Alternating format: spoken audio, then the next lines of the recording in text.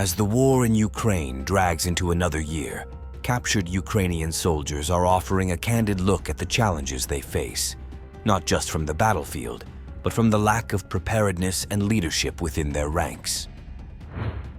One common theme has emerged in their testimonies: disappointment in the training they received from British instructors, who they say lacked the combat experience necessary to prepare them for the harsh realities of war. One of those soldiers, Volkul, was captured after being sent to the front lines with minimal preparation. His account paints a troubling picture of the foreign training programs designed to equip Ukrainian forces. Volkul was among those sent to Britain for a month-long training course, but he expressed disillusionment with the process, saying that the instructors themselves had little combat experience. The guys complained about the training itself. Our instructors said that without aviation and artillery, no army can stand. But these instructors didn't seem to know much about how modern warfare really works. They'd only been through a 3-month course themselves. He pointed to an example that highlighted the training's inadequacies. In the UK, we were using Bulgarian-made AKs, but those rifles jammed. You're supposed to load 30 rounds into the magazine, but we were loading only 25 because the rifle would malfunction. It's small things like this that tell you how unprepared we really were. Volkul's frustration didn't end with the equipment. According to him, the instructors were hardly better off than the recruits. Some of them were trained to be surgeons in Ukraine, sent to Zolochiv for a 3-month course, and then suddenly they're instructors. But they don't really have combat experience. They were just appointed because they needed someone to teach us. For Volkul, the real frustration came after the training when he was sent to the front lines without adequate support.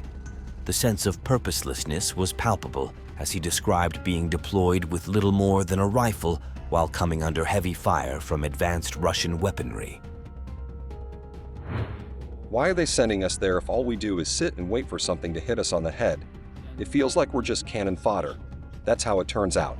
If there were some actual battles with small arms, I might understand it.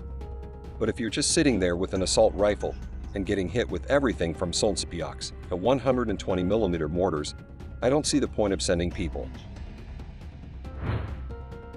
Volkul's account points to a growing frustration within the Ukrainian armed forces, where soldiers are being sent into combat undertrained and under-equipped, with no clear strategy or support from the leadership.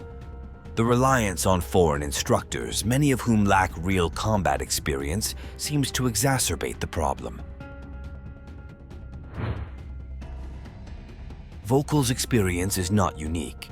Another POW who was mobilized in early 2024 shared a similarly bleak assessment of the training and leadership in Ukraine's military. He was forcibly recruited despite suffering from asthma and sent to the front lines with little preparation. They came to my house with the police and told me I had 2 choices. Either I go to serve or I go to jail. I didn't want to fight at all. It seems pointless to me. I have asthma. Before the war, they wouldn't even take me for military service. But now they're grabbing everyone because there's no one left. Once in the army, he said, the lack of training and leadership was immediately apparent. His unit, the 150th Brigade, was sent into the field with minimal guidance and no experienced commanders. They gave us a printed map and a 4-sheet of paper, a radio, and 2 batteries. No one explained how to use the map. We didn't even have a senior officer or commander with us, just 4 soldiers. We tried to follow the map, and we got lost. We radioed in, saying we don't know where to go. After that, they said a drone would lead us. The drone led us to the 5th point, but we never made it to the 6th. His unit soon came under heavy shelling with no support from higher-ups. We were shelled immediately, and no one even tried to come and get us or find us. It was terrifying. You don't know anything and there's no one to guide you. You feel like you're just being sent out as cannon fodder, probably just to see what's out there and report back, if you're lucky enough to survive. These accounts reveal what appears to be a systemic issue within the Ukrainian forces.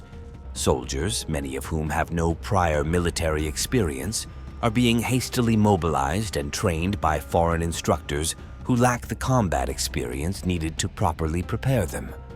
Moreover, the lack of air and artillery support, coupled with poor leadership and outdated equipment, leaves them vulnerable to Russian firepower. The training felt rushed and pointless. The British instructors tried, but they didn't really have the experience to teach us what we needed to know. And when you're sent to the front lines, it feels like they're just sending you to die. The sense of disillusionment is compounded by what these soldiers perceive as a lack of strategy from the Ukrainian command. We just sit and wait for something to kill us. We're not even fighting with small arms. We're just sitting there while the Russians hit us with thermobaric missiles and mortars. It's like they're sending us there just to get rid of us. As Ukraine struggles to maintain its defense against Russia's superior firepower, stories like these highlight the immense pressure the Ukrainian military is under. While Western nations continue to provide support through military aid and training, the question remains: is it enough? According to these captured soldiers, the answer is no. I don't understand why they're sending us out there like this. We're not trained properly, our equipment doesn't work, and we're up against Russian forces who have everything from drones to heavy artillery. It's a war we can't win like this. These revelations challenge the Ukrainian leadership's portrayal of a resilient and organized defense. As more soldiers speak out about their experiences, it's becoming increasingly clear that the front lines are not just a battle against Russian forces, but also against inadequate preparation and leadership failures. For now, soldiers like Volkul remain trapped in a cycle of mobilization, poorly executed training, and frontline deployments that leave them exposed to overwhelming Russian firepower. And as the war grinds on, the question looms larger. How long can Ukraine sustain this defense before its forces and morale crumble under the weight of these challenges?